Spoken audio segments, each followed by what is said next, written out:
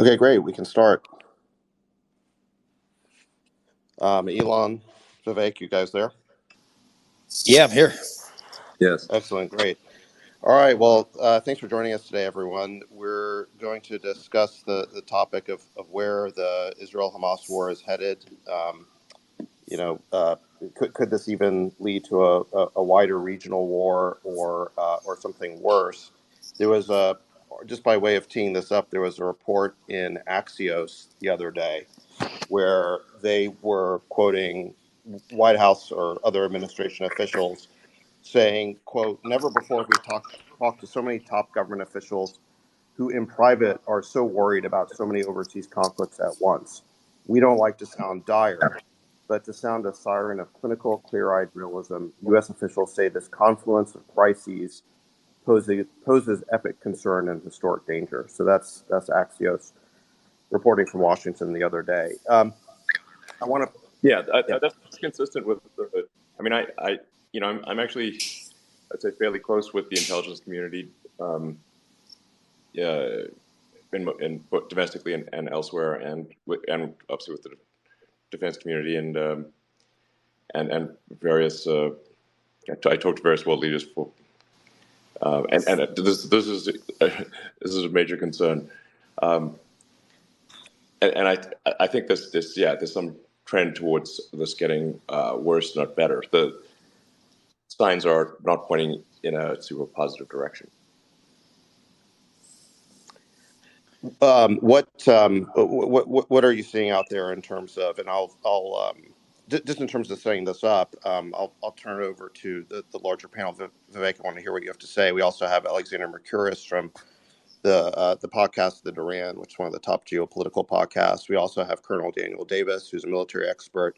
I thought it'd be good to get their larger perspective. But Vivek, let's start with you. What are you seeing out there right now?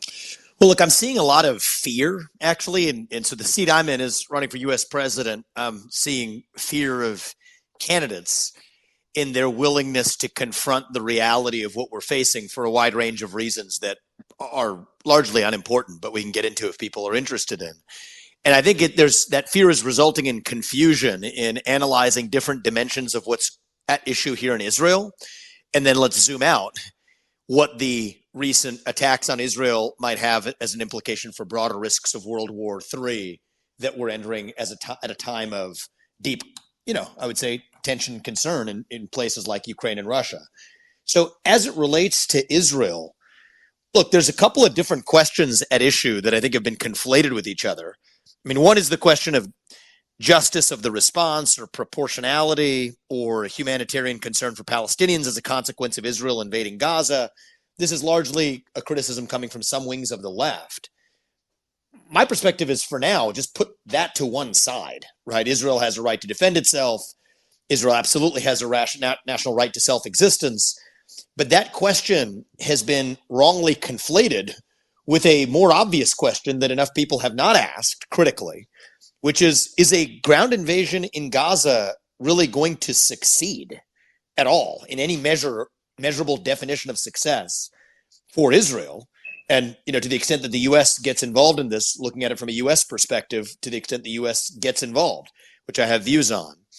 And even if it does succeed, there's a third question. Even if it meets some near-term definition of success, such as the one that's been offered, which is toppling Hamas, is that even an outcome that is a good outcome in absence of knowing who actually replaces Hamas? So those are almost three different questions, David. And I think that what I'm seeing in the political landscape, in the landscape of politicians, is a reluctance or a purposeful refusal to separate those questions and actually answer them head on directly.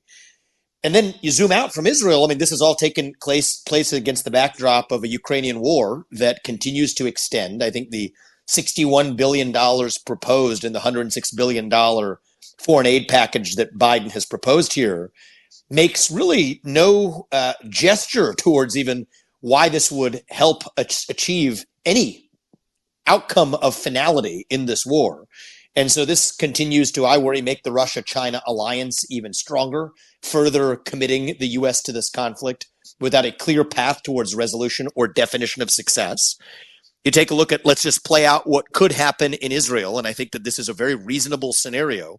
Israel goes in for a ground invasion of Gaza. That leaves Israel vulnerable from the north. Hezbollah attacks, makes good on its pre-existing threats to hit Israel in the north, but it puts Israel in a two-front war that it's difficult to imagine the U.S. would not get involved in, which in turn crosses the red lines of Iranian-backed militias throughout the Middle East to hit U.S. targets, from the Badr Brigade in Iraq to the Houthis in Yemen.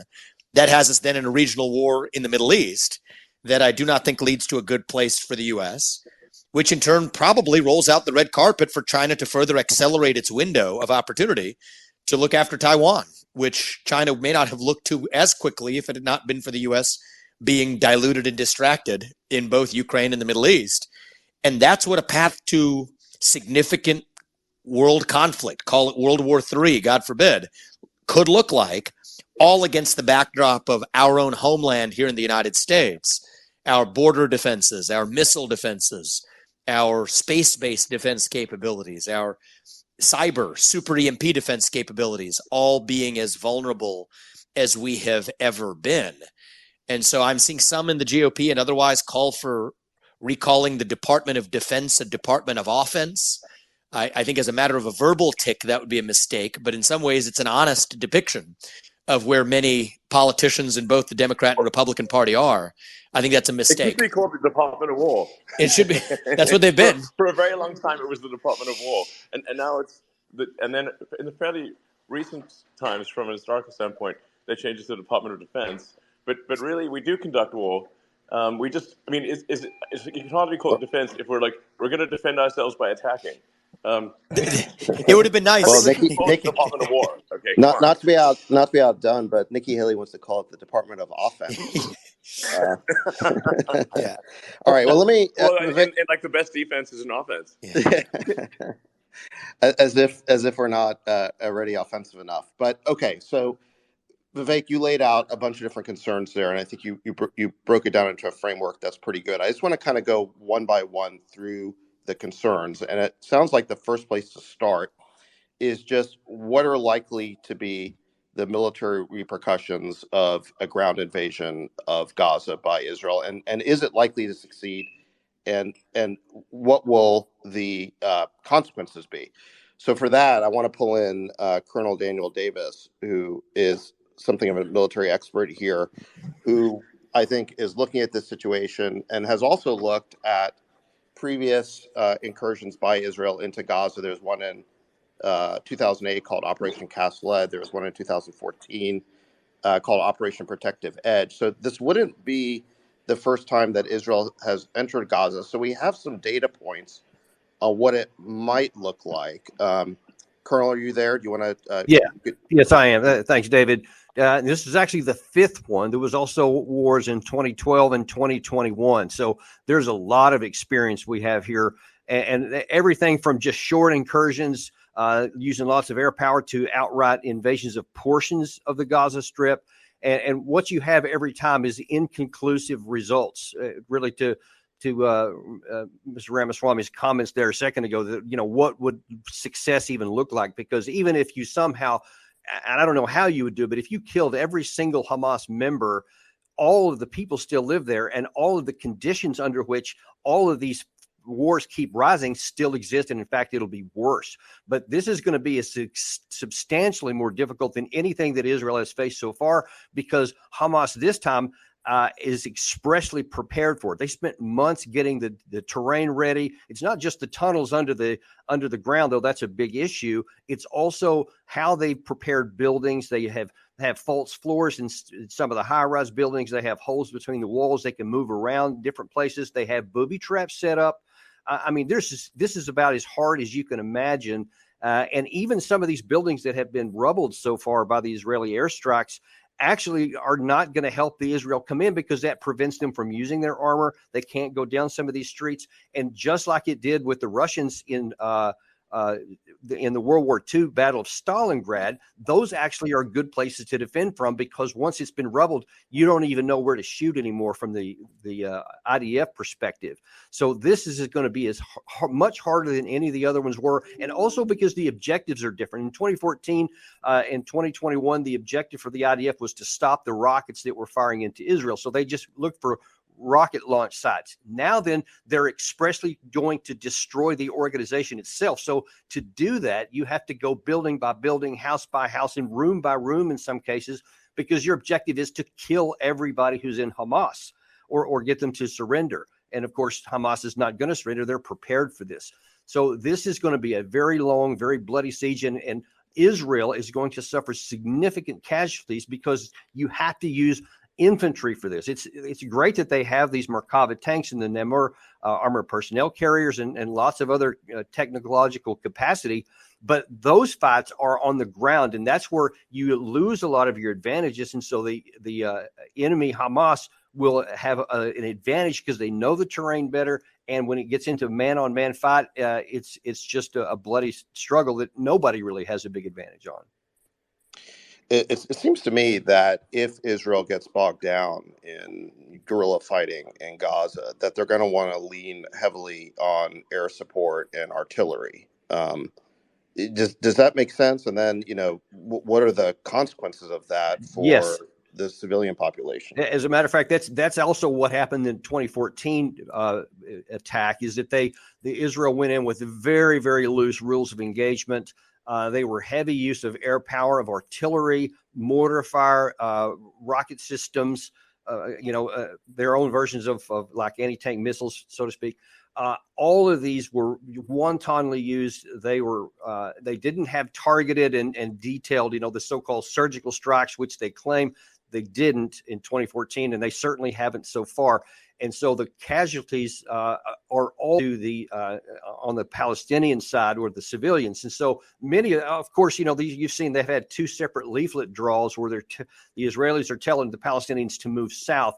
But all of them aren't going to be able to move. Some of them, they can't. They're old, they're infirm, they're already wounded, or there's just nowhere to go. So there's going to be a lot of people there, whether they want them to be there or not. And then, of course, we haven't even talked about the whole hostage situation and the pressure that's putting on both the Israeli government and the American government to hold off on these attacks. But the military perspective is going to be very, very destructive and bad for everybody involved. All right, thank you. So, Alexander, let me ask you. I think, what Colonel Davis is laying out is that this is going to be a long operation. It's not going to be a short operation. It's going to be fraught with difficulty. It's likely to have a significant collateral damage, if you want to call it that. I'm not sure we should be using that phrase, but you get the idea. During that time, I guess, lay out for us what the geopolitical consequences could be. Hezbollah has threatened to invade from the north. We're already seeing unrest on the West Bank. I guess, lay out for us how the dominoes could fall. Who else could be drawn into this conflict while that ground invasion is happening? Well, first of all, there is a real possibility of a wider regional war. Hezbollah and Hamas have been allies and friends. If there's a battle in Gaza, there will be pressure on Hezbollah to take action in northern Israel. And of course, that has the potential to expand. Behind Hezbollah, there is Iran, and of course also Syria. So one can see how that can spread. One can see how the fighting can spread. And of course, the United States is worried about the fact that it's got many troops spread out across the Middle East. It's got people in Syria. It's got people in Iraq. It's got people in many places, but those are perhaps the places where they're most vulnerable. And of course, there are allies of Hezbollah, the Lebanese Hezbollah, both in Syria and in Iraq. And if the fighting spreads, one can imagine that with the United States supporting Israel, it could potentially expand and extend that way. However, I think that initially, at least, even as the fighting escalates in Gaza, and I've just heard all that Colonel Davis had to say about how we a prolonged and very bloody campaign in Gaza. I think that the political will of most of the Arab and Middle East countries, including Iran, will be to try to leverage the battle in Gaza politically. So I think that there will be growing pressure from them to have a united Arab Islamic response. We could see the activation of the Arab League. We could see the activation of the Islamic Conference. We could see attempts to try to increase pressure for a ceasefire, which is what they will be working towards in the United Nations, in other international fora. We could see agitation amongst the very large Muslim populations that now exist in Europe. And of course, beyond those populations, many people in Europe, especially, will be nervous about a conflict in the Middle East. And previously, when we had operations by Israel in Gaza, like Operation Cast Lead, for example, there were protests again demanding a ceasefire. And the longer the operation in Gaza continues, and the more violence there is, and the more civilians die, and the more film of civilians dying circulates around the world, the greater the pressure is going to be. And eventually, the pressure, I suspect, will become so great that a ceasefire of some kind is imposed, or at least the demand for it becomes irresistible. At which case, the question comes, what has been achieved by that military operation? Because, of course, if Hamas is still there in Gaza, is in a position to say, well, we survived this onslaught, then, of course, they will be able to claim that they've achieved some kind of a victory. So I think that is the most likely scenario. There are possible ones. There are possibilities of a wider regional war. But as I said, I don't think the Arab states or the Iranians want to see it. And also, and perhaps there is also a possibility, a small possibility, but a real one, that the other two big nuclear superpowers might become involved as well. The Russians have troops in Syria. If the overspill affects them, they've already given warnings that they've got hypersonic missiles that can reach the Eastern Mediterranean. But I think the two big nuclear superpowers will be waiting in the wings, looking to exploit the situation, seeking to coordinate, as Putin has already said, diplomatic initiatives in the United Nations and in the Security Council, looking to isolate the United States, and above all, seeking to take control of the diplomatic process in the Middle East, to the one that seeks to negotiate peace in the Middle East between Israel and the Arab states, and Israel and the Palestinians, to take that away from the United States. And the Chinese especially are now talking about setting up a wider international conference. We don't quite know what that means, but some kind of conference, because they're saying that the Americans have failed.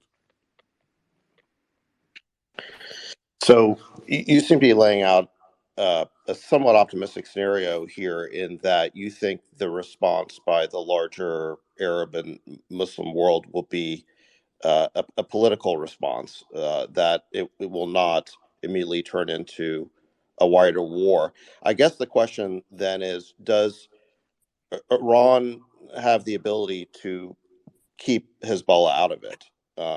Will Hezbollah stay out of it? I mean, that seems like the very tactical question here, because it seems like if this were to escalate, the first place it would escalate would be Hezbollah attacking from the north, or perhaps Israel believing that such an attack is imminent and then striking first preemptively. I mean, that could happen too. So, but I guess, is it your view that that Hezbollah will be willing to stand down here in order to allow this larger political process to work its way out? I think that is what the Iranians and the Arab states would want to see happen.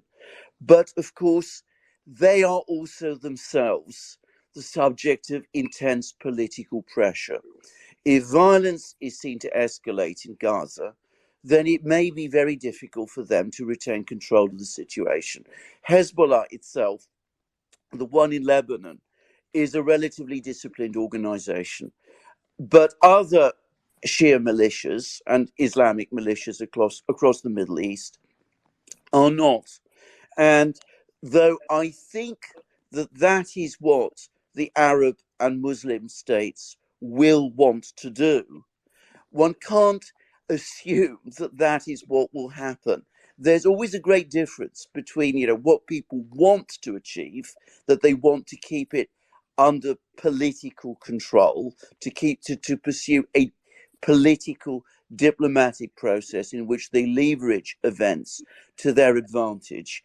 And then there are the events themselves, which in a crisis of this kind can always get out of control. Things might happen anywhere in the Middle East. We are talking about the Middle East, a very volatile region. And of course, if things start to happen, if, for example, there are attacks on American bases in Syria, I'm not saying that's what will happen, but let's assume that that does happen, and the United States responds, then you can start to see how that could set a whole ball of events rolling, which might not just be limited to conflict between Israel and the Palestinians, but a conflict that starts to involve regional actors, many regional actors, and perhaps even ultimately great powers ones. So it's a dangerous David, situation. David, if I could jump in for a second on that point, one of the things tactically that we would want to watch out for, I agree with Alexander that I think most of the actors in this region do want to avoid a larger war because everyone knows that they could find themselves on the wrong end of a missile. So they don't want to do that if they can avoid it.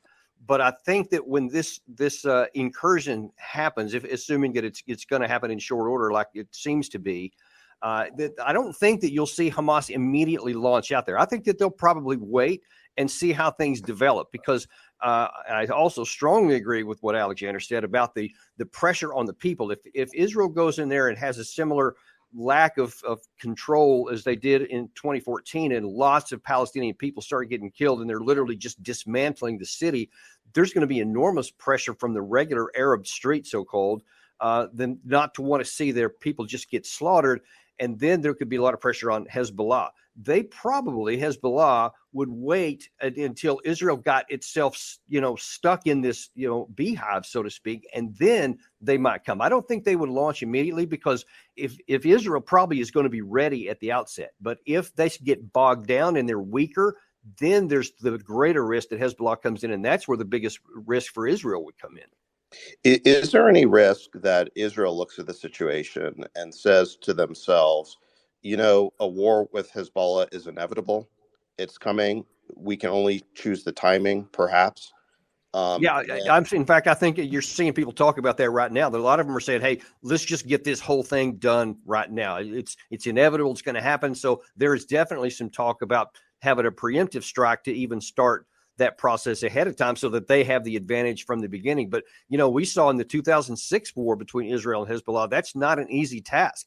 And that was at best a draw in 2006. And I don't think Israel, their senior leaders, I don't think is going to be eager to start a two-front war on their own. So I think that will hold them back. But there are definitely people who think that they want to, but they underestimate how hard war is. Let me just say that. Yeah. All right. Let me go to Policy Tensor here. You wrote a really interesting piece the other day in which you laid out the chain reaction that could follow in a manner similar to World War I, where Israel goes into Gaza. They seem to be destroying Hamas. The destruction of Hamas is not something that Hezbollah is willing to tolerate.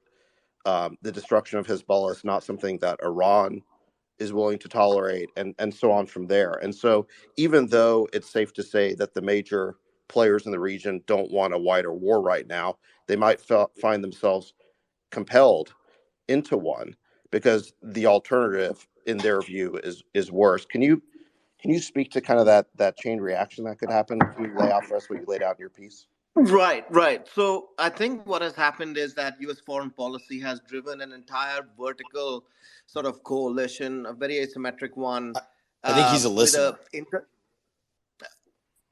sorry. Sorry, what's that, Vivek? I think it just shows up as him being a listener, so I'm not sure if he can speak. No, he's Okay. speaking. Okay. Yeah. That's quite right. So what is happening is that the interlocking series of responses here is very dangerous. We want to destroy Hamas, but Hamas is an asset that has been cultivated by Hezbollah and the Iranians for decades now, and they don't want to see that destroyed. This There's, apart from the public pressure on Hezbollah to jump in and Iran to jump in, that's another consideration, a strategic consideration that they must keep in mind. Now, the same thing applies further up. So we would like to destroy, Israel would like to destroy Hezbollah because Hezbollah poses an even greater threat than Hamas does. But that certainly is not tolerable, will not be tolerated by Iran. Iran cannot let Hezbollah go. It is their main weapon in the Levant. And the same goes much further up. So Iran, if the US and Israel end up fighting Iran, that's very dangerous for the great powers. So Russia cannot tolerate the United States and Israel crushing Iran, and that logic goes one step further still, which is that China cannot tolerate a strategic defeat for Russia. So they can make neutral noises, but they behind the scenes they are backing Russia. So we are facing an entire coalition reminiscent of World War One, where, if you remember the dynamic that led to the crisis in July 1914, it was Austria wanted to crush Serbia, the Serbian nationalists, but Russia couldn't allow that because the Serbian nationalists were one of the main weapons, just like today Hezbollah is the main weapon for Iran. And then further up, the other powers had very strong interests in preventing this sort of thing. So we are walking on very thin ice here. The risk of escalation is today higher than it has been in a very, very long time, decades easily, in the lifetimes of most of the people on this discussion. So I'm very worried. What is required, as I wrote in that dispatch, was we need to talk not just to the Arabs, not just to the Europeans and our friends that we always talk to. We need to talk to our adversaries. We need to not just issue deterrent threats to Iran. We need to reassure Iran that we are not going to destroy Hezbollah and that we won't allow Israel to destroy Hezbollah. That's the only way we can control escalation here. Unless we do that, this is going to escalate. That's an interesting point. You're saying that it's not enough just to deter Hezbollah and Iran from entering the conflict, and we have heard those statements from the Biden administration. But you're saying it's important to also privately reassure them that they will not be preemptively attacked or Right. become the target. Right, because the pressure on Israel is going to be tremendous to go after Hezbollah after they're done with Hamas. Interesting. Okay, so Vivek, let me bring this back to you. So we recently had a statement by Mitch McConnell saying that the United States is up against, a new axis of evil. He reused George W. Bush's famous phrase, or should I say infamous, to say that we're now up against a new axis of evil consisting of China, Russia, and Iran. I guess my question about that is, was such, let's call it a tripolar alliance or axis that we're up against here, was that inevitable, or is that produced as a function of U.S. policy? Yeah, I think it's directly a function of U.S. policy. David, you can hear me, right? My phone was acting up. Yeah, it was acting up for a second. Yes, so, we hear you. No, I think that, on the China-Russia side, let's just go step by step. I think that this was and is in plain sight a function of U.S. policy.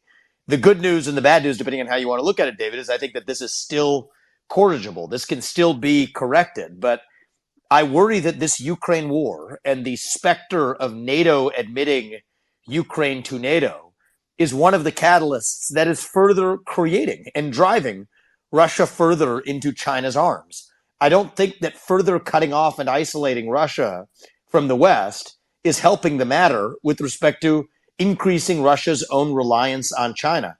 I don't think bombing the Nord Stream 2 pipeline helped particularly in that respect either. And so when you do see Putin and Xi Jinping meeting, they're saying a lot of flowery things. But if you look in the kinks of the armor there are kinks in that relationship, right? Every time, at least after the 2022 No Limits partnership was announced, I don't think it's an accident that Putin sent military resources, sold military equipment to each of India and Vietnam, both of which share a border with China. I don't think it's an accident that Putin still has not allowed the completion of a railroad in northeast China to make its way to the sea, crossing Russian territory, because he doesn't particularly, I believe, enjoy being the little brother in that relationship. Yet it's a relationship, a fraternal relationship we've nonetheless further solidified by isolating Russia and by further going in the direction of really pushing them into China's arms. I was, I think there was a lot of things about McConnell's statement that bothered me.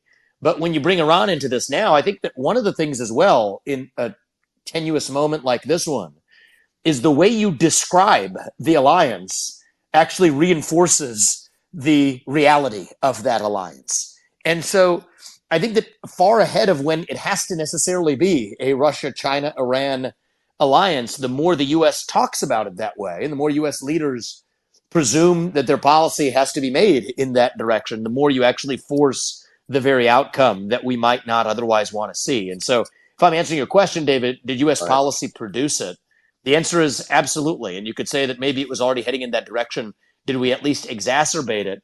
I think the answer is yes. But the good news is there are also decisions we can make now.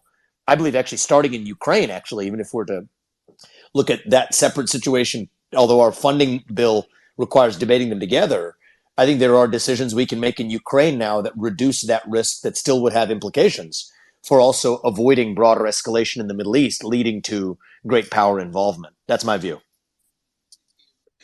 Is the administration has now linked support for Ukraine and support for Israel. They've done so obviously in this funding bill. They've also done so rhetorically. I take it you disagree with that these are two separate conflicts, and in fact, they may be a zero-sum game. Certainly, the amount of stockpiles that we have, like say 155 millimeter artillery shells, that is a zero-sum game. What we give to one at this point must result in a reduction to the other. Is that your view? These two things are competing interests, not complementary I absolutely interests. think they're competing interests. See, so what I would say is in the front end, we need to debate these individually, right? Because it shoehorns a particular conflict by way of analogy. And I think we have this bad habit in our foreign policy of analogizing rather than analyzing. I think we have to analyze each situation individually. And I think the U.S. interests that are at issue in the case of Ukraine versus in the case of Israel versus in the case of Taiwan and the Asia Pacific versus in protecting our own border. These are separate questions that need to be analyzed separately, yet are all hodgepodged, shoehorned into a single bill that the purpose of doing with this, I think, is pretty obvious, is to sidestep debate on any individual one of those measures precisely to pass all of them together. And it's no accident that if you went with 61 billion to Ukraine directly, there's no way that would have passed Congress, but using the Israel conflict as a Trojan horse, as a vehicle to ram in a bill, the majority of which of the spending is going to Ukraine, is an obvious gambit to avoid that debate. But the irony, David, is again, by viewing these things together, the consequences could indeed converge. I mean, in the scenarios that Alexander and Daniel and others and the policy type person I think have discussed, the consequences could cause these conflicts to converge in a way that we don't want. But I think right now on the front end, our best way of preventing that from happening is to look at each of these conflicts individually. Now, to put my cards on the table for where I land on each of them, people may say I'm not just making this procedural point. I think the procedural point stands regardless of whether you stand for more or less Ukraine aid or more or less Israel aid. I think you should debate these issues separately. Where I come out is I don't think that any further material U.S. involvement in this Ukraine war is at all worth it. There's still a reasonable path to a peace agreement that could require Russia to at least weaken its commitment and alliance with China at a moment where we also end a reasonable path to resolution in Ukraine that allows Ukraine to come out with its sovereignty intact, cede the Russian occupied regions in Luhansk and Donetsk that are Russian speaking regions, yes, and in the context of making sure that NATO never admits Ukraine to NATO. And we can talk about that in more depth, but I think there's reasonable path to resolution there.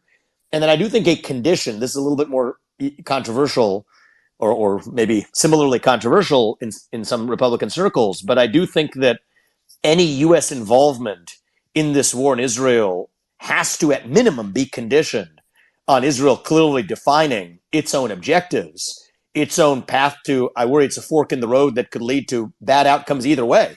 If Israel gets mired in Gaza without accomplishing its stated goal, or even if Israel does accomplish its stated goal, either of those could be bad outcomes both for Israel and the U.S. over the long run. And I think that we need to have a clear understanding of what those objectives are so that the U.S. can be clear about what we will or won't support. And I think the problem with barreling this forward right now in this conflated debate is it's designed to stifle that discussion. And I don't think that asking those questions are anti-Israel. To the contrary, I think you can make a very strong argument that that's a pro-Israel stance, because it's arguably better for Israel to have these questions sorted out before the U.S. waddles into this war. But certainly from a U.S. perspective, it's absolutely in our interest to demand answers to those questions too. Let me go to Alexander. I want to get your reaction to this McConnell axis of evil comment. It seems to me that there's two issues with it. One is that when you declare someone to be an enemy in international relations, it has a self-fulfilling aspect to it. I mean, they're going to hear that and realize that they're in your gun sights and start to react accordingly. And even if we were in an adversarial relationship or a competitive relationship with these countries, you don't necessarily want them to upgrade their view of the threat and work together in a more tightly coordinated way. I mean, the going back to the Romans, their motto was divide and rule. They did not want to face enemies working together. They wanted to kind of deal with them one at a time. And it seems to me that a comment like the acts of evil really pushes all these countries to be working together even more tightly than they may already have been. And then the other part of it is just the level of the rhetoric. When you actually call someone evil, again, that's saying more than that they're just a competitor or adversary. It's almost implying that you can't live with that regime, and it's not clear to me at all that that needs to be our position with respect to China or Russia. We can share the earth with these countries and these regimes, even if we are in an adversarial relationship. But when you up the rhetoric that way, I worry about what their perception is going to be. What's your take on that? I think that is absolutely correct. Firstly, if you're going to start calling a whole lot of different countries enemies and doing it at the same time, and if you're the United States, which is the world's strongest military power, then of course the instinct of all of those countries that are being called enemies is that they will all start to work with each other, which, going back to what Vivek was saying, is exactly what is happening. A couple of years ago, 10 years ago, you would not have seen the Chinese and the Russians talking about a no limits partnership in the way that you are seeing them do now. Nor was it likely that Russia and Iran would be getting so close to each other that they're engaging in military cooperation. They're all doing this at this time precisely because they are feeling that the United States is coming after them, or at least their governments feel that. So inevitably, they're making common cause, and the result is that the America's security problems that way are multiplying, which is, going back to your initial point, where you started this program, that's exactly the concern that people and the diplomats, the people who were speaking to Axios were saying. They talked there about North Korea as well, by the way, and we see now the Russians working with the North Koreans, perhaps importing shells from North Korea, talking perhaps about supplying technology to North Korea. So at that level, this is not wise policy. You don't take on all your enemies at once or your potential adversaries at once. And that ought to be basic statecraft. But you're absolutely also right about rhetoric and about where we are. And this comes back to the point about the First World War and how that all started, because the origins of the First World War are much debated. But if you are talking about the July crisis, there was a total collapse in diplomacy. There was no effective diplomatic action. And that is exactly what we are seeing now. Now, perhaps there are back channels that we don't know about. But at the moment, the Americans are not talking to the Russians. The Russians are not able to talk back to the Americans. There's no clear sign that these two countries are speaking to each other, as, for example, they did during the 1973 crisis, the 1973 war between Israel and the Arab states. Relations between China and the United States have also become extremely difficult. Xi Jinping has been avoiding meetings with President Biden. The Americans want meetings, but relations between China and the United States have become so fractious that at the moment they're not able to communicate with each other as effectively as they should. There was a telephone conversation between the Chinese and American foreign ministers, but apparently didn't go very well. And they were simply stating positions at each other. And of course, none of the major parties, Israel and the United States, are talking to Iran. So in a situation where everybody sees the United States as an enemy and the United States treats all of these countries as part of an axis of evil, diplomacy, proper diplomatic action, which is what is needed to contain this crisis, isn't happening. And that is one of the reasons why it is so dangerous.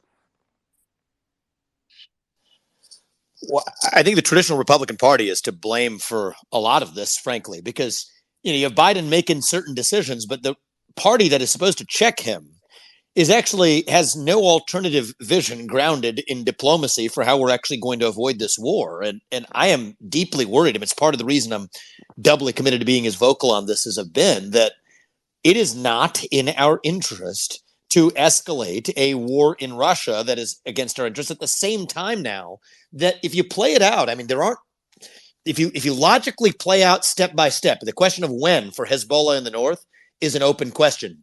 Do they wait till Israel's mired in a total disaster of a ground conflict in Gaza before Hezbollah strikes or before Israel, decides to strike preemptively?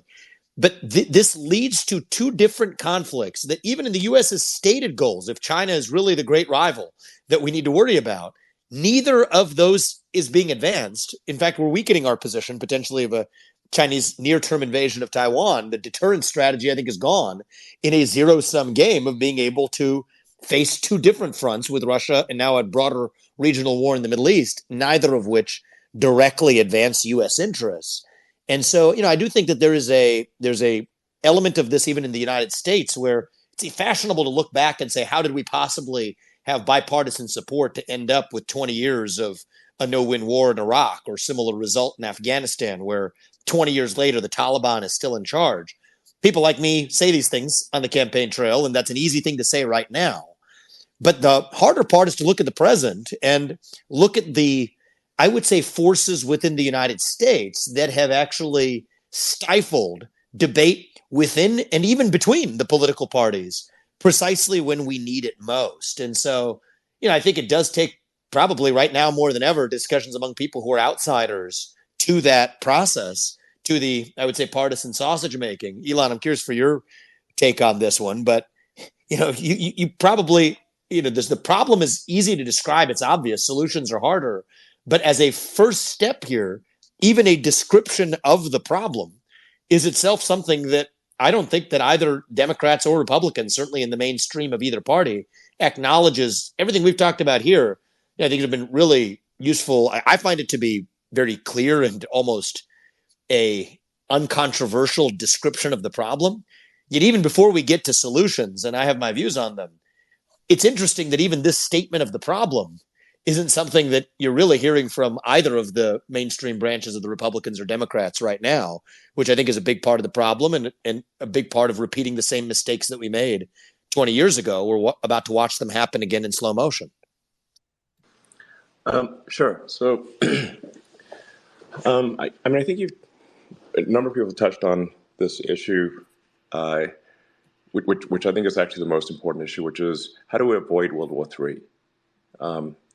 Because if you look at the various conflicts currently and likely potential conflicts, these things are obviously bad. There's people that a lot of people die and suffer, but they're not civilizational risks.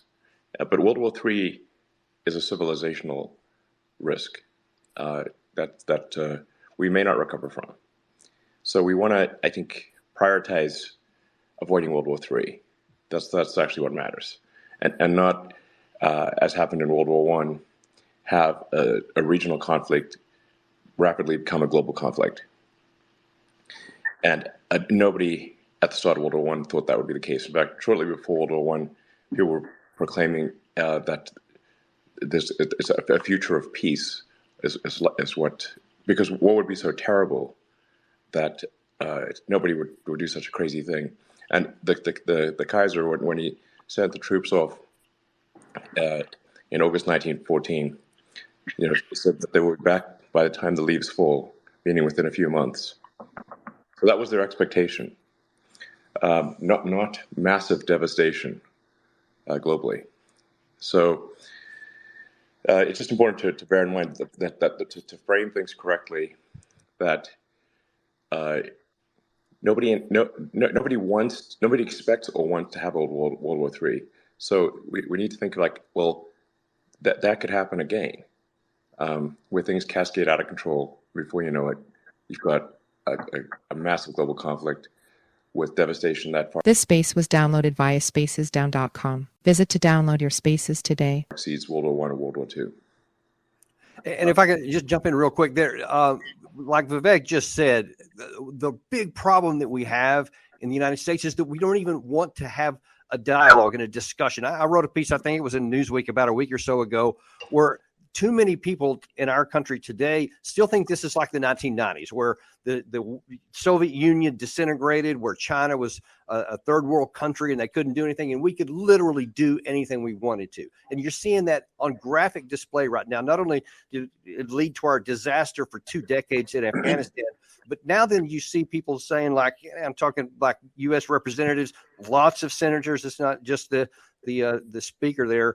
But they're saying, hey, if the Hezbollah moves in, we should be ready to attack them. And if Iran does something, we should go in and attack their leadership. There's no discussion. There's no debate. There's no diplomacy, even in our mindset. We think we can just say, hey, we'll throw some missiles at you, and then that'll make you back down. And, of course, almost the opposite is almost sure to happen, is because, as you also, I believe, just said, Vivek, you have already, we were putting Russia and China into each other's hand, Russia and Iran into each other's hand, Russia and North Korea, all these people that Bush called the axis of evil, other than Iraq, they're all coming in together against us. And that's not going to help our aid here. And if we don't, move towards diplomacy, and I really like your focus on that, Vivek, because I'm telling you, our military is not anywhere near as capable of handling all these things as some people think they are.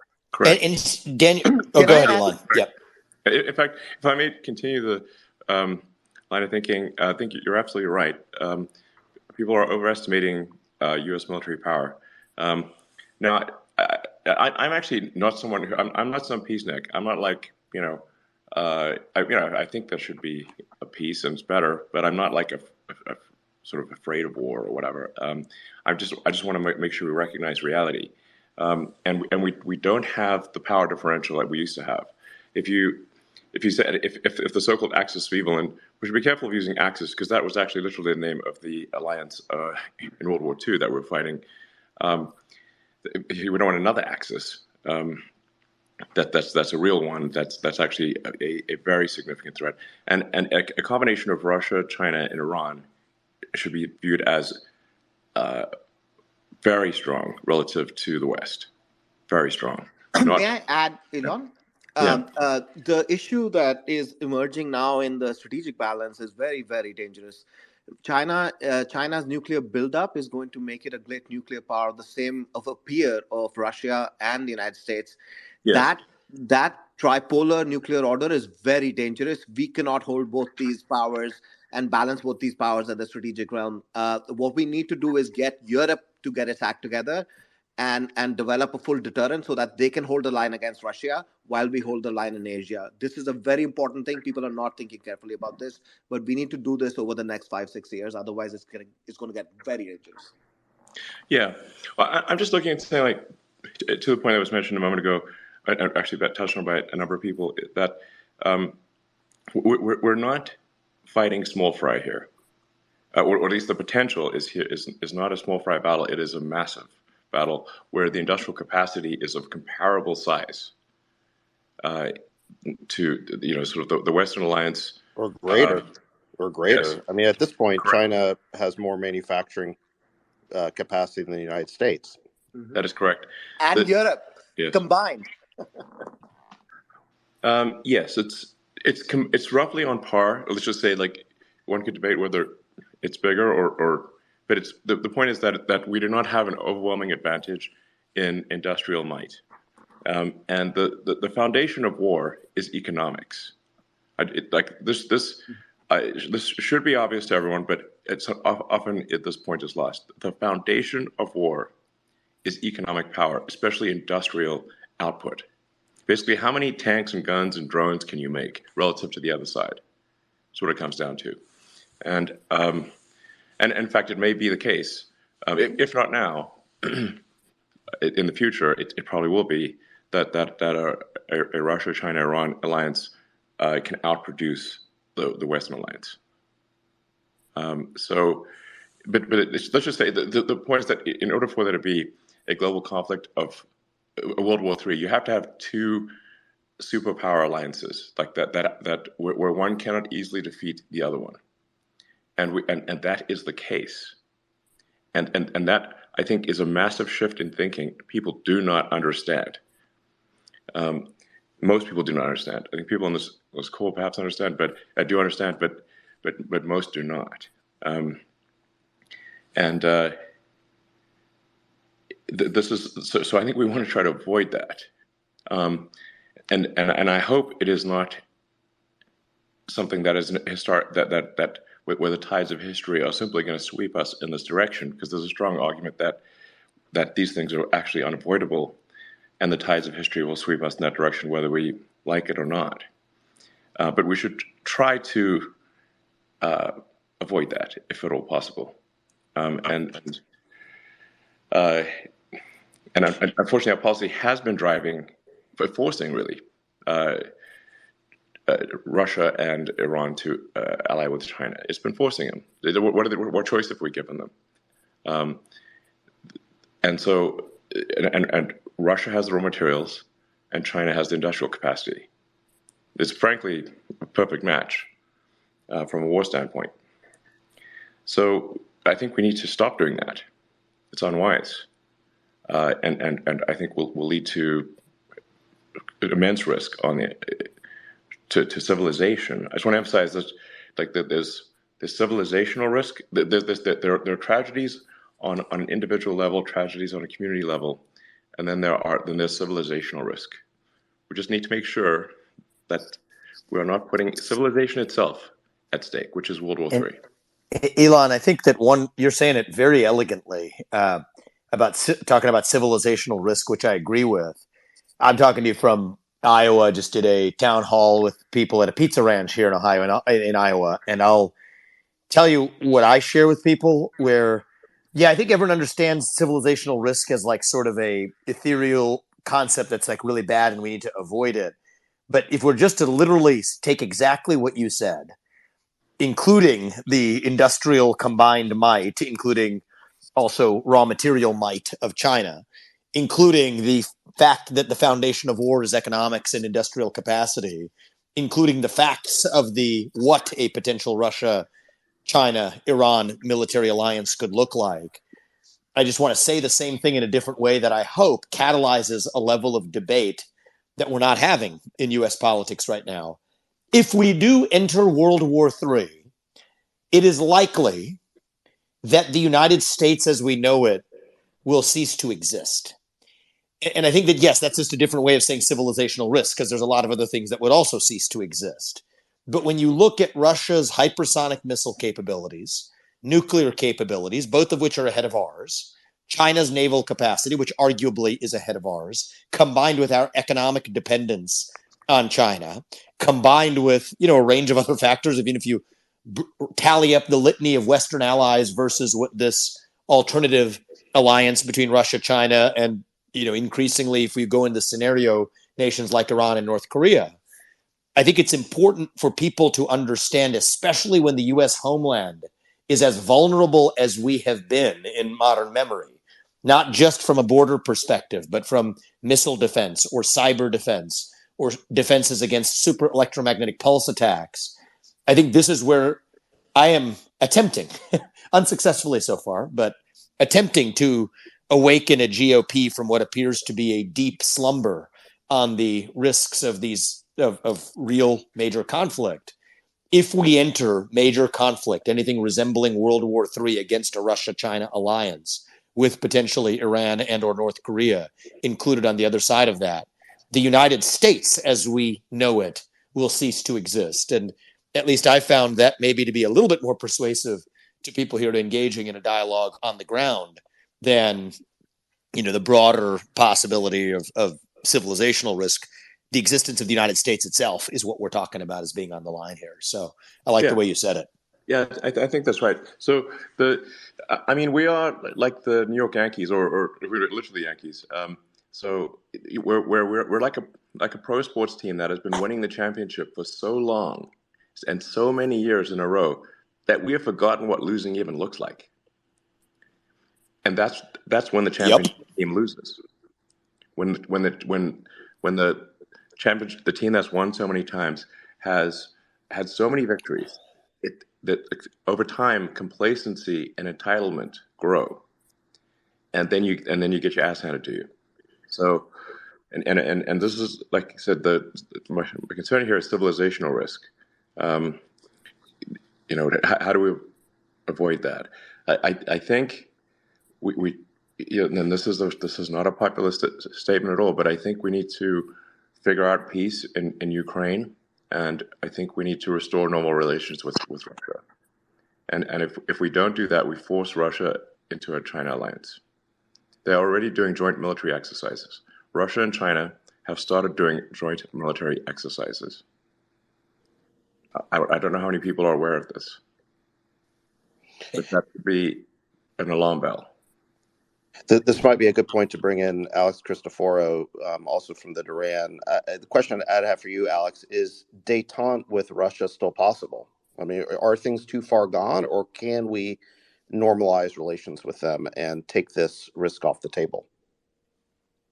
There was a time that I would have said, even 2-3 weeks ago, that there could be a path to rapprochement with Russia, but I think that door has closed, and I really think the big problem in all of this that's going on, whether it's the Middle East, Israel, or the conflict in Ukraine, is that the most unpredictable, chaotic actor in all of this is the Biden White House. I'm not hearing anyone speak. I think that's a bug, Elon. I think I can hear Alex. You can hear me? Yeah. Guys, yeah, I can hear you. I think the Biden White House is the part of this puzzle that is... I can't hear him either, just FYI. Can other people hear? I can hear. Alex, can you guys hear? Yeah, I can hear you. Okay. I think other people are having a problem. So I think the thing to do in this situation is why don't you drop out of the room and I'll re-invite you, and then just make sure that people can hear you. Okay, sounds good. All right, thanks, Alex. I just wanted to pause on the magnitude of while you're doing that, David. I think what Elon said makes eminent sense. I've been advocating this for a long time. reopening relations with Russia, economic relations with Russia. I mean, like not bombing the Nord Stream 2. Let's start with that, but also renormalizing some level of economic relation with Russia, I don't think is unrealistic, actually. I think we live in a moment where it's certainly more realistic than what Kissinger and Nixon envisioned in the early 70s when they opened relations with China, right? Mao Zedong, say what you will about Vladimir Putin, Mao Zedong was a different animal. And yet, even against that backdrop, did we trust Mao? No, we did not. But we trusted him to follow his self-interest when he was the little brother in the relationship with Brezhnev-led USSR. And so today, do we have to trust Putin and believe that he is a virtuous saint on his way to, heavenly eternal bliss? No, we don't have to believe that. I think we have to believe that he has a self-interest that he will weigh, Russia will weigh, and he will weigh personally. And does that match the interests of the United States to reopen economic relations with Russia in the context of a reasonable path to peace in Ukraine that pulls Russia out of its military alliance, or at least from doing joint military exercises with China? And I think that that's actually, weird as it may sound to some, eminently achievable in this window. And so it's less even about the Ukraine war in this case, but something bigger you could achieve using the Ukraine war or the end of it as a catalyst to achieve that we should have been working towards anyway, which is to pull Russia out of that alliance with China. People say, well, how are you going to monitor that? Is that just a promise? That's a frequent objection that I get when I say this. Elon made a great point. They're doing joint military exercises. We know when they're doing them. They're doing them off the coast of Alaska and otherwise. If there are somebody who breaks an agreement, there's obviously consequences for that. That can be baked in to any agreement. But they wouldn't really have an incentive to if we reopen and renormalize some level of economic relations with Russia. And I do think that that is, at least as of 6 months ago, was outside the Overton window in American politics. But I think that given how bad the other options look, my hope is it finds its way right back into that Overton window. And, I certainly think it is a reasonable diplomatic path that's wide open and staring us in the face if we're willing to just step up and seize it. So I don't know if the other individual made his way back, David, but Alex, Yeah, I'm back. Can you guys hear me? I can. Hello? Vivek, can you hear Alex? I can't. No. Oh, geez, we still have this bug. Alex, it's definitely not on mute. It shows him on mute on my screen. Oh, that's strange. Okay, we have a bug here because I can definitely hear Alex. I can hear you guys. My guess is he may be advocating for normalizing economic relations with Russia, and some people don't. Some people, well, he was may not like that very much. No, Alex was sounding a pessimistic note about whether things are too far gone. But Alex, I'm sorry about this. We're gonna have to analyze this bug later. Maybe you're on a device that's not somehow supported. But I'll follow up with you separately, and we'll try to figure that out. Okay. No worries. Thank you. Yeah, I mean, Elon, you said it pretty well. I mean, what do you think the first gambit would be? I mean, David, you might have some views on this too. Yeah, I'm very. Well, I actually proposed something a year ago, which I think is actually what will end up happening. At the time, I was attacked, relentlessly for it, which is that the. That there essentially be a ceasefire, that that we have some sort of internationally supervised vote in the eastern portion of Ukraine to see if they wish to be part of Russia or part of Ukraine, and go with that, because it does seem to me. It doesn't make sense that we would want to foment a war to have regions that don't wish to be part of one country to be part of one country. Meaning, if the Eastern Ukrainian regions wish to be part of Russia, why are we fighting a war to force them to be part of Ukraine? That doesn't make sense. Do we believe in democracy or not? And now there's some counter arguments here, the people that used to live there aren't there anymore who are in favor of Ukraine, I'm like, well, invite them back, and give them a vote too. I think there at least some portions of the area that Russia occupies right now will in fact vote to be part of Russia. One has to ask, why is there not a significant insurgency in eastern Ukraine? If they're so against being part of Russia, you would expect to see a significant insurgency, and you just don't see that. I think the reality is at least some parts of eastern Ukraine and Crimea actually do wish to be part of Russia. That is the actual reality of the situation. I'm not saying all of it, but I think certainly some parts. And so then we also have to say, like, pragmatically, is Ukraine making progress? Well, no, they are not. And what is actually happening? Well, a lot of the flower of Ukrainian youth is being sacrificed in the trenches for essentially no territorial gains. Those boys are dying every day. For what? So I say this in the interest, as this is the best outcome for Ukraine. This is actually the best outcome for the people of Ukraine. This is not this is a pro-Ukraine outcome, because Russia is not going to let go of that land. Ukraine is not going to succeed in pushing Russia back. Russia is 4 times the size of Ukraine in population, and this is trench warfare, where you have an advantage on the defense. Whoever charges the trenches is going to get killed at a far greater rate than the defenders, far greater. So it's obviously absurd to have the smaller army charge the larger army when the larger army has massive defenses and will inflict casualties at a rate that is probably 3 to 1 or maybe worse. It's a hopeless situation. You might as well put your hand in a meat grinder. So, and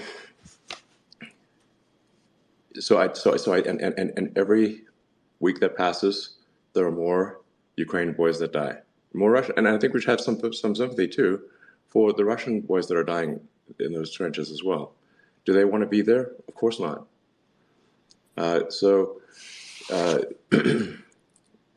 just from a humanitarian standpoint, we should find, I think, we should push for a ceasefire and push for peace in that region. And I think then from a civilizational risk standpoint, we should restore normal relations with Russia. This seems like a logical path. And because the alternative is not an axis of evil, but an axis of immense power against the West, and laying the groundwork for World War III. And again, if one has to look at the sort of the scales of the decision, what good or bad things happen with one set of decisions versus another? And I see no benefit and only bad things, frankly, in prolonging the Ukraine-Russia conflict. I really see no positive side to this, and only bad things. It's both bad things for Ukraine and bad things for the United States and bad things for the world. So we should seek peace, I think, immediately. We should seek to restore normal relations as soon as possible. This is not some kind of reward for Russia. This is simply recognizing the realities and the risks that the world faces, and ensuring that there is the highest likelihood of a positive future for human civilization. And I'm actually curious for either of you guys. One of the questions is, it's actually considered very gauche to ask this question, but I think it's actually a relevant question that we have not really touched on yet. How do we get Putin to have enough trust in doing that deal? I mean, I think I spend a lot of my airtime addressing the other objection, which I've done in other forums and don't need to do here, which is, should we trust Putin? And the answer is, we're trusting him to follow what should be in his self-interest right now to come out of that alliance with China and the corner we've put him in. But on the flip side, I don't know if one of you were to Where your diplomatic hat. What would you? I don't think this is not a matter of trust one way or the other. But for the same reason that Ukraine cannot advance meaningfully into primarily Russian-speaking regions in the eastern Ukraine, Russia cannot advance into the predominantly Ukrainian regions because they face a massive insurgency. They lack support from the local people. And whereas they have support from the local people in eastern Ukraine, they do not have support from local people in western Ukraine, in the western two-thirds.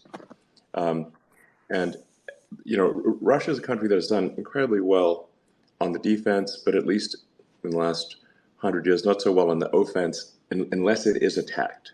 When you look at something like the Winter War against Finland, where Russia tried to because Finland at one point was part of the Russian Empire before World War I, they tried to invade Finland. And you think, and this was the Soviet Union, actually sort of the Warsaw, the Soviet Union trying to invade Finland, they failed. They could not take Finland. The Finns won. And we're talking Stalin here. Stalin that's not someone who takes no for an answer easily. You don't want to be the general that reports back, hey, we're not succeeding in invading Finland. So, but they did. They did not succeed in against Finland. So this notion that, well, if there's some sort of thing, some sort of ceasefire, we don't need an agreement, just a ceasefire. Guys, just stop killing each other for a minute.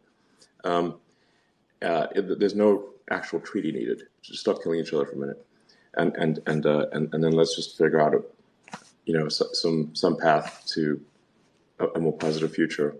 There's a lot of people think, well, if that's happened, then Russia's going to immediately take in short order take the rest of Ukraine and then start invading the Baltics and taking a bunch. And they will not succeed in that because of the immense opposition of the local people.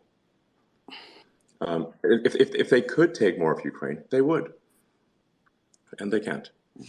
So I think we should stop sacrificing the flower of Ukrainian youth in trenches pointlessly, and do a ceasefire and begin the process of renormalizing relations with Russia.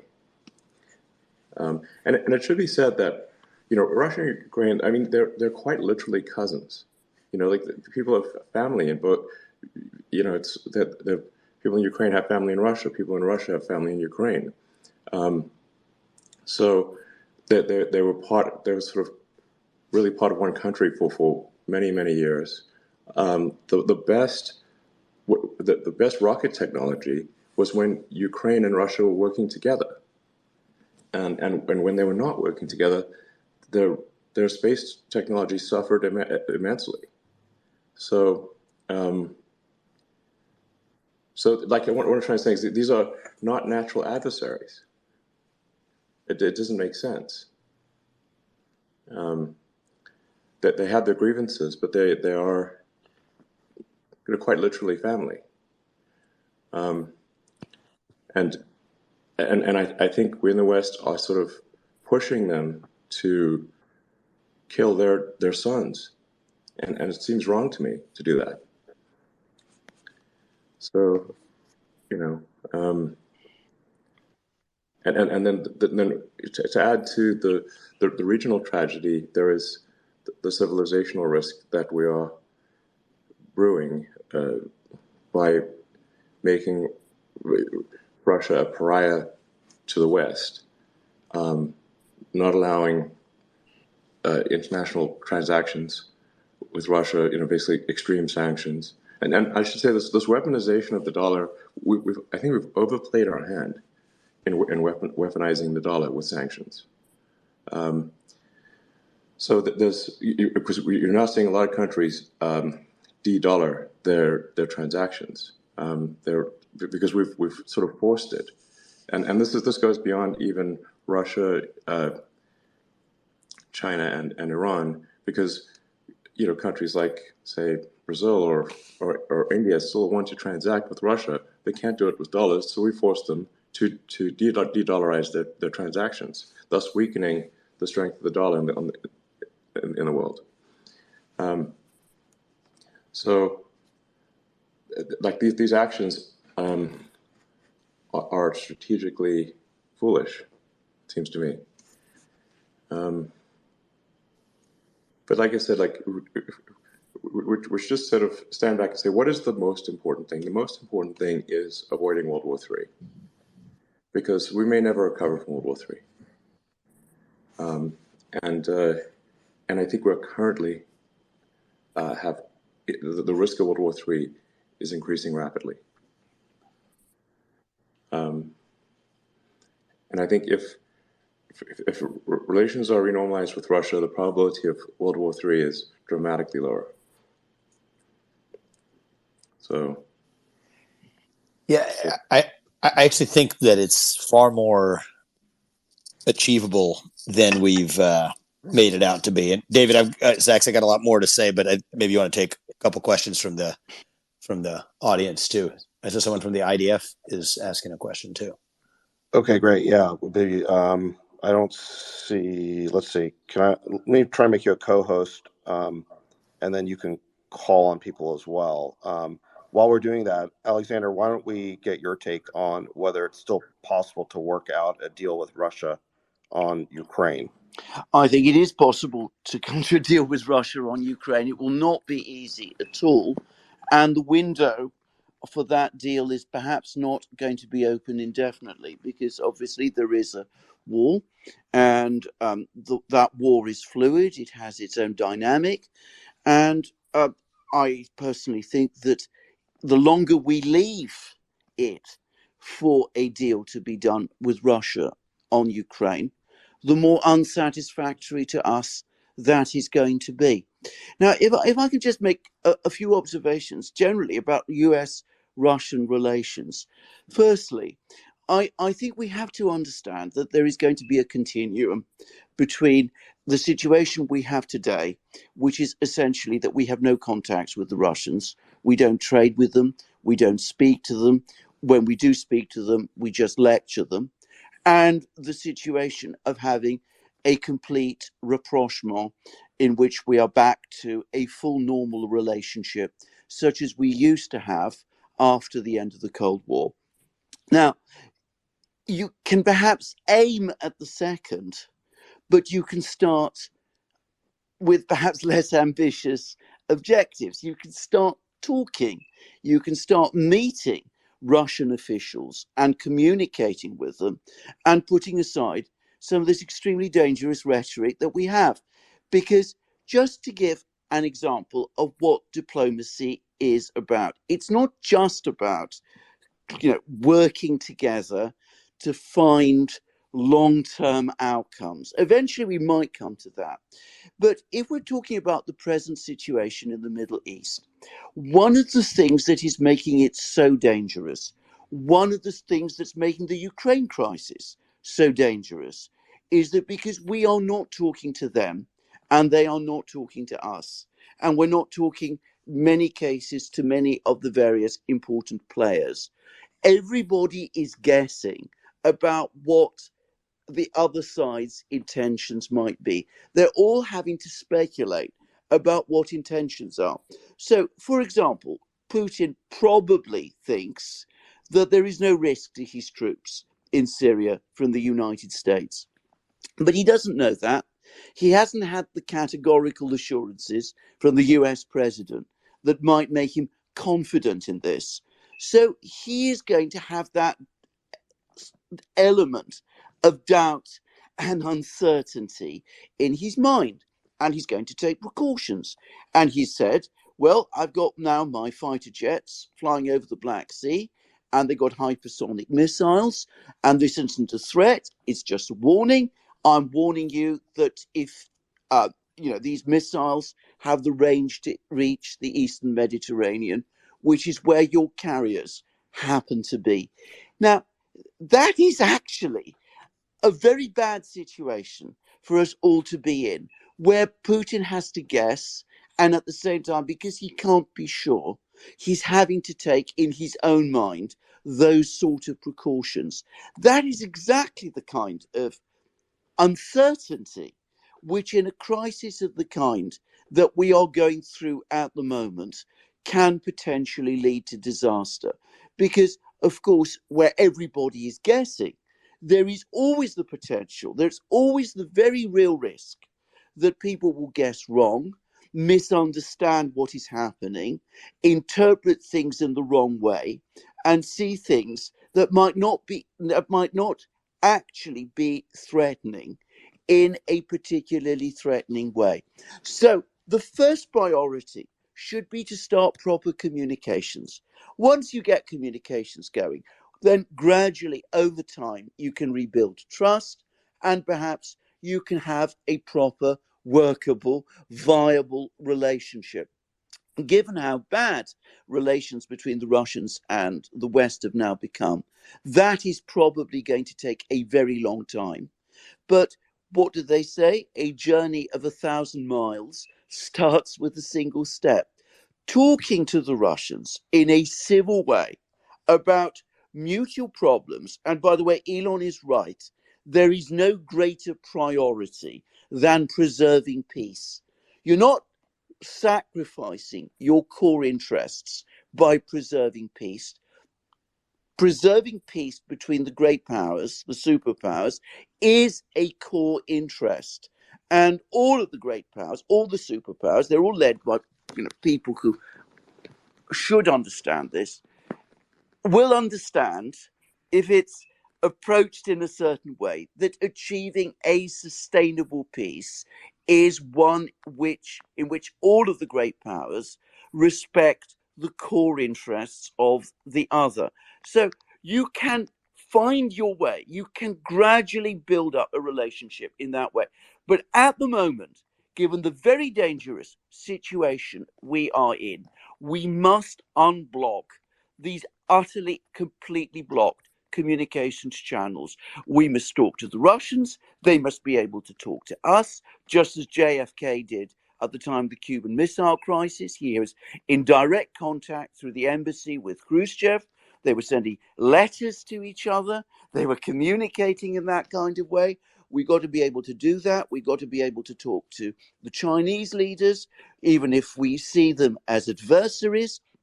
We've got to be able to talk to the Iranians, and they've got to be able to talk with us. And doing it through, at lower levels, through meetings between spies and lower level diplomats, is never enough in a situation like this, where leaders have to be able to communicate directly to each other in order to get an understanding of each other and to understand, to develop trust.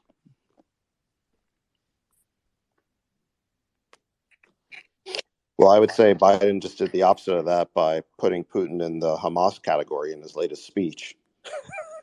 I mean, that's not the way to reestablish communication channels. Well, I think it was an absolutely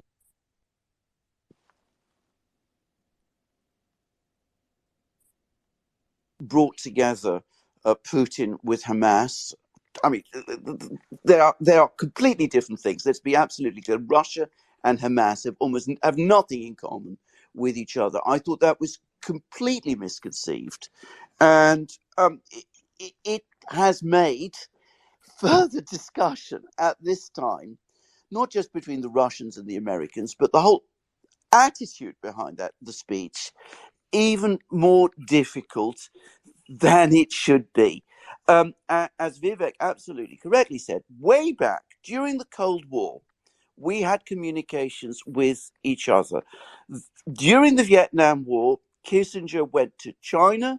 He brokered a meeting between Nixon and Mao Zedong. We had communications regularly with the Soviets, and the result was that peace between the great powers was preserved. We are not in that position at this time. Yeah, and I just want to build on something Elon said, which is I think American policy must start with a realistic assessment of our power and the distribution of power.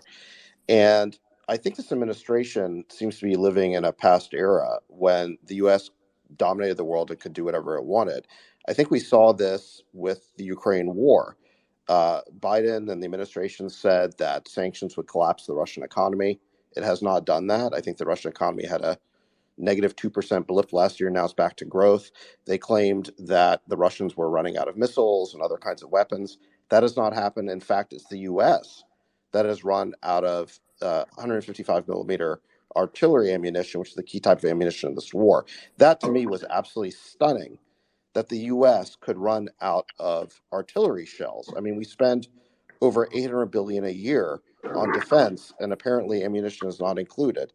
The administration claimed that this counteroffensive was going to be stunningly successful, and it's basically gone nowhere. In fact, the latest map published by the New York Times showed that, if anything, it's the Russians who've gained a small amount of territory on a net basis during this counteroffensive. So the administration has constantly now, for the last couple of years, put forward these assertions of what it was going to do and what its policies were going to lead to. And in every case, it's been hubristic. None of those predictions have come true. And now we find ourselves in perhaps the biggest crisis of all, and our stockpiles are depleted. And the administration does not seem to be using diplomacy in the way that Alexander just said. And so I think this is fundamentally the reason why even publications like Axios, which are well-connected Beltway publications, are sounding alarm bells about where things stand. So it's, again, they're quoting unnamed Washington officials. So this to me is the most dangerous part of it. Is in theory, it should be easy to avoid World War III because no one wants it. But we have an administration in Washington that seems to be blundering around, that is constantly overplaying its hand, Yeah, and doesn't seem to be using diplomacy whatsoever. I think we are sleepwalking our way into World War III. Sleepwalking our way into World War III, with one foolish decision after another, as you outlined, David, and and really people should be deeply self-reflective. If their predictions have not come true, they should consider whether perhaps their other predictions might not come true either. I mean, what is the track record here? It's not good. It's funny in the investing world, in the VC world in which we operate.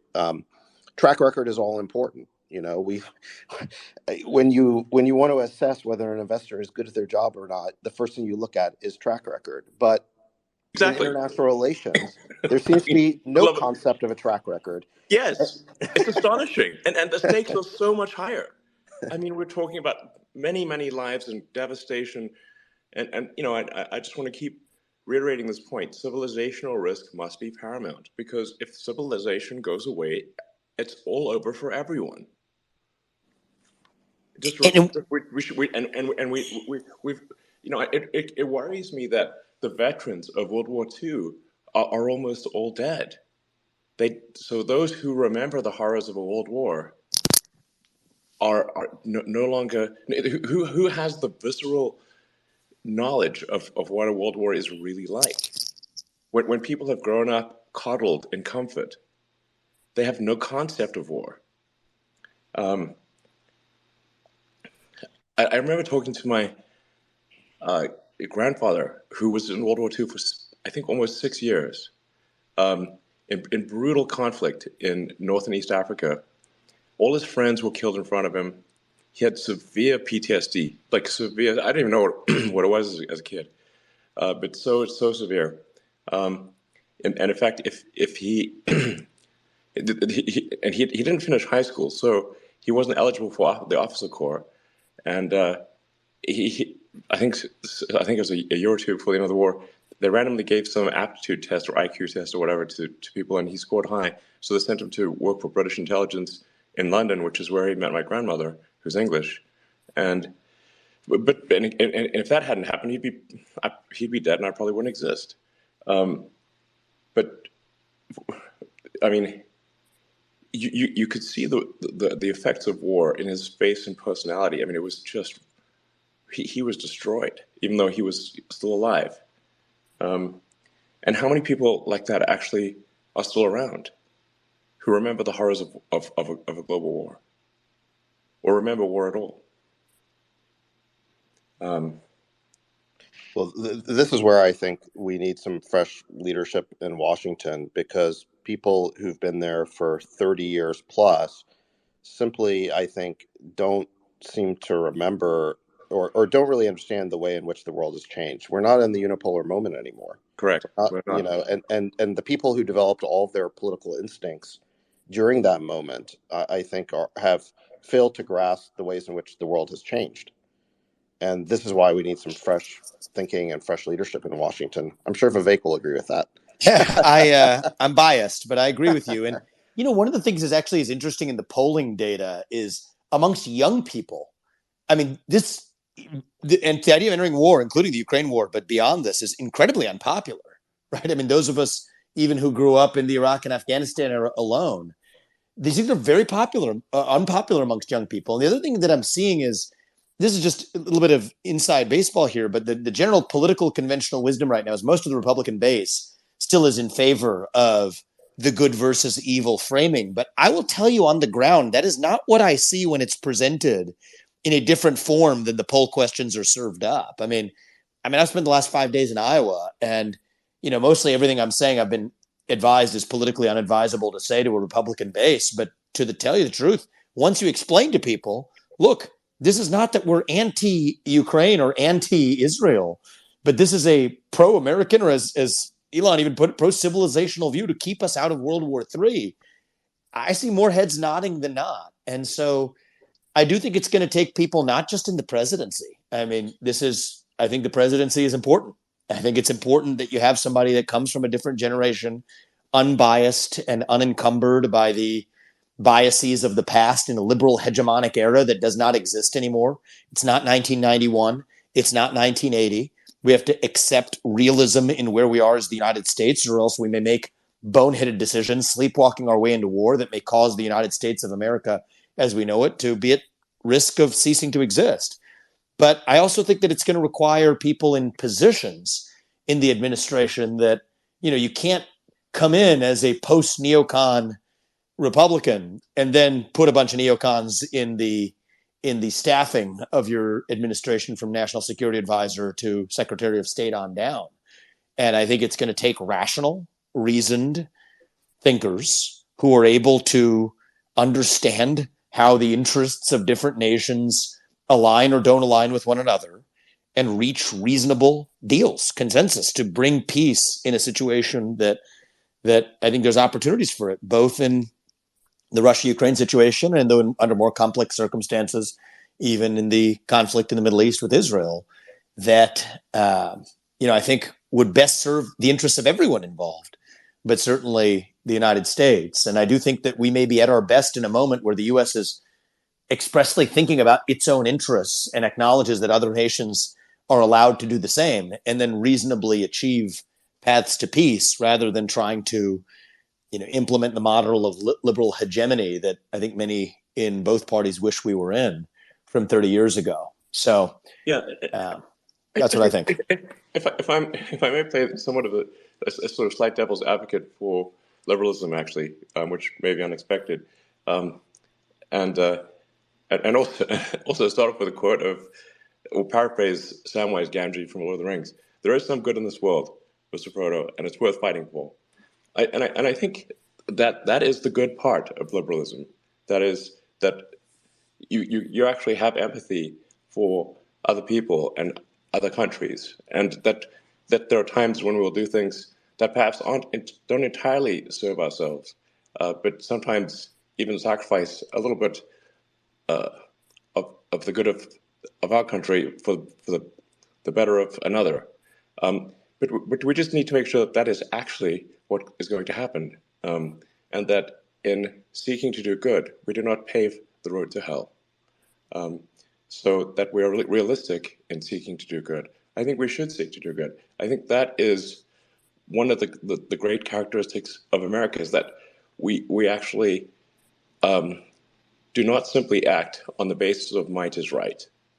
And if you look at the history of the United States, well, after World War II, we had nukes and nobody else did. We could have taken over the world. We could have absolutely subjugated anyone. And yet, did we do that? No. In fact, we helped rebuild Japan. We helped rebuild Europe. And I think that served the greater good. But it's important to us that is really quite unusual by historical standards. And I'm not saying that the United States only does good things. The United States has done good and bad things. But on balance, I think the United States has been a great force for benevolence, probably more so than any country in history. And that is worthy of admiration. And so I do think that is a good thing. But we don't want to be naive in seeking to do good. We want to care about the reality of doing good, not the perception of it. So I think that's what.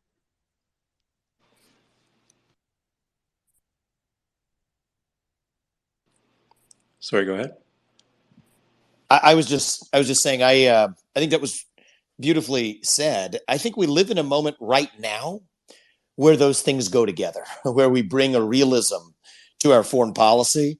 I think a realism would actually result in the outcome that was best for Ukraine, for Israel, but by looking at it through an actual realist perspective that, I think we live at least right now in a moment where that's actually going to lead to the greater good by advancing, a national self-interest in this moment we're in. I think that's actually the frame that will achieve the greater good result that you talk about too. So I think we're synchronous, but maybe coming at it from different angles there.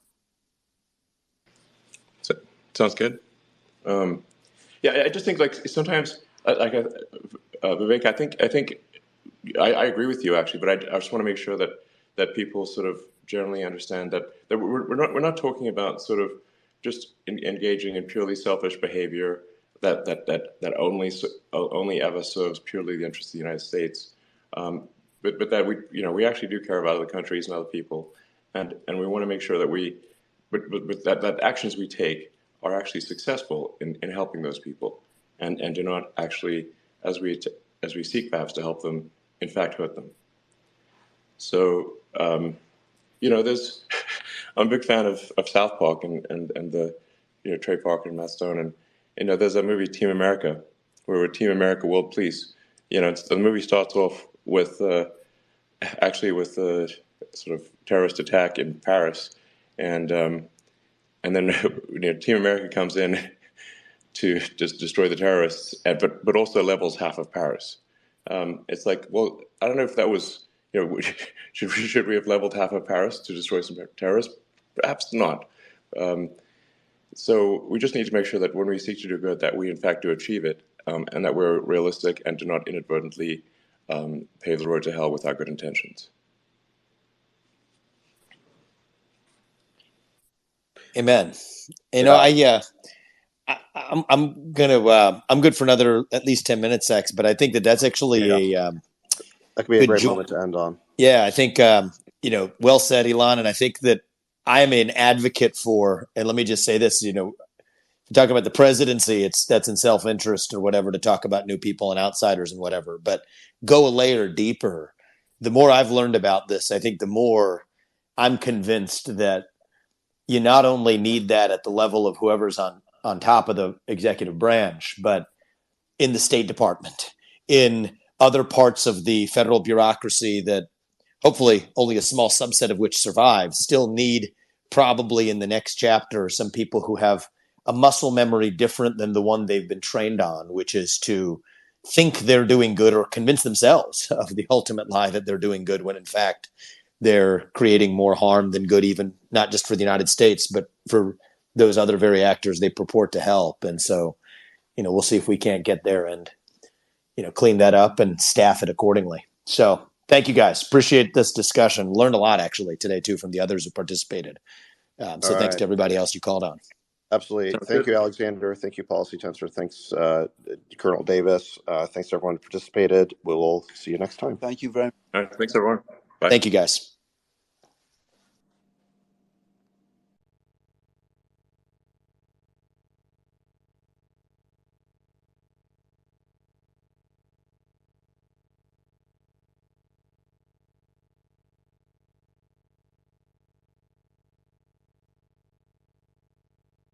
This space was downloaded via spacesdown.com. Visit to download your spaces today.